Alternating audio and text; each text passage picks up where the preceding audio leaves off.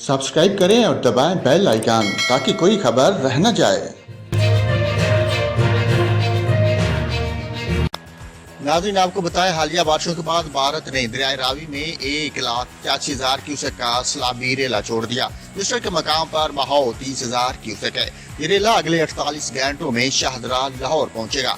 नारोवाल के deputy commissioner Chaudhary Ashraf के मुताबिक शक्करगाड़ के सरहदी गांव दिलाला में 70,000 क्यूसेक का सैलाबी रेला दाखिल हो गया, जिसके बाद दरिया रावी के पार धान की काश्त में मसरूफ बच्चे, खवातीन और बड़ों समेत 108 काश्तकार सैलाबी रेले में फंस गए, जिन्हें बाहिफाजत निकाल लिया गया। दरिया रावी में दिलाला के मकाम से दाखिल होने वाला सैलाबी रेला नैनाकोट से होता हुआ करतारपुर रजिस्टर पहुंचना शुरू हो गया।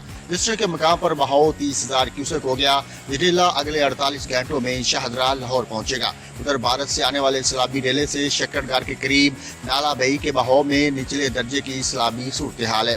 करतारपुर, कोटनीना, अखलासपुर समेत 9 मकामात पर मॉनिटरिंग और रिलीफ कैंप कायम हैं।